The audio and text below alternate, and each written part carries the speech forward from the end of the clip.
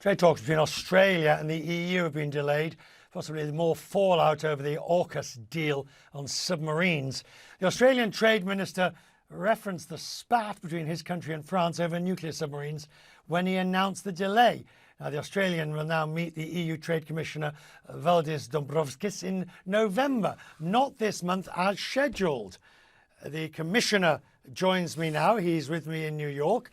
Commissioner, who did delay or postpone the talks? Was it the Europeans or the Australians?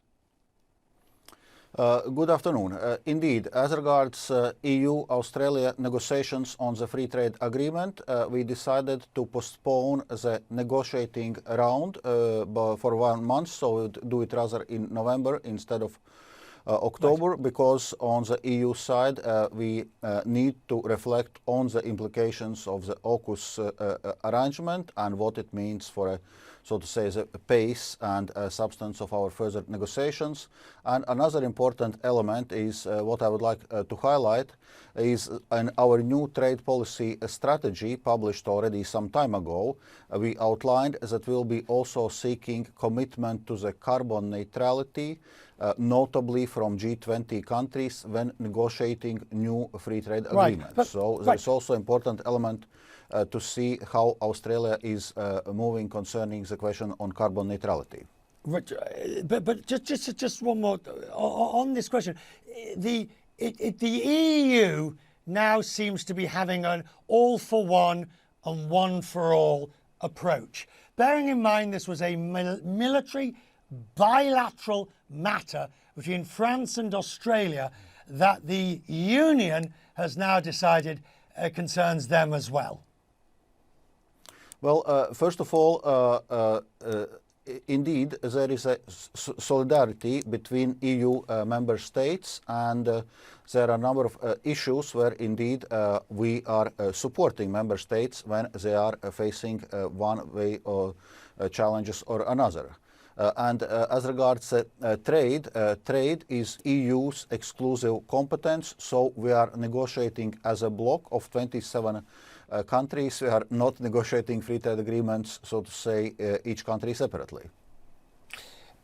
On this, continuing this idea of talks, you were here in the US with the US talks, the US-EU Tech Council. Now, you decided to go ahead with those talks despite the OSOC argument. And I'm guessing that's because these US-EU talks were significant because essentially the two trade blocs are hoping to set the future trade agenda for the developed world. Is that fair?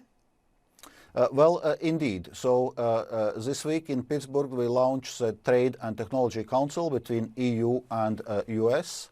And indeed, as both EU and US are trading superpowers, if we are coordinating our approaches on trade, on new technological developments, we can influence this negotiation also globally, and we can shape technological standards, for example, in line with our Western democratic values and the human-centric approach to technological development.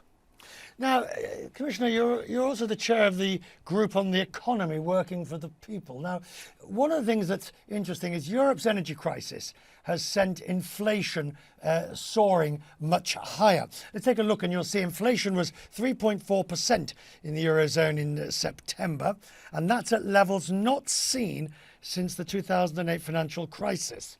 Energy prices were at more than 17%. How worried are you about that?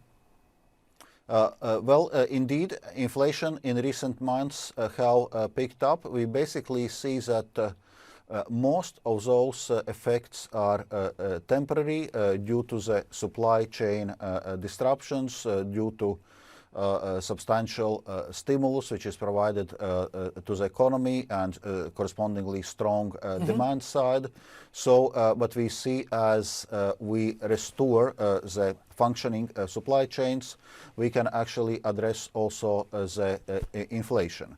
So as regards energy, we also see mainly temporary factors driving the energy prices. Right. But there, important element I would like to highlight So the main reason is high natural gas prices. And we are now discussing the European Green Deal, how we will actually be phasing out fossil fuels to be less dependent on these kind of fluctuations. We were talking indeed to your colleague, Greg Haney, joined us earlier in the week, the European Energy Commissioner. I wish you well, sir. Thank you for joining us this evening, and a safe journey back to Europe to you and your team. I know you're leaving straight away for the airport. Thank you.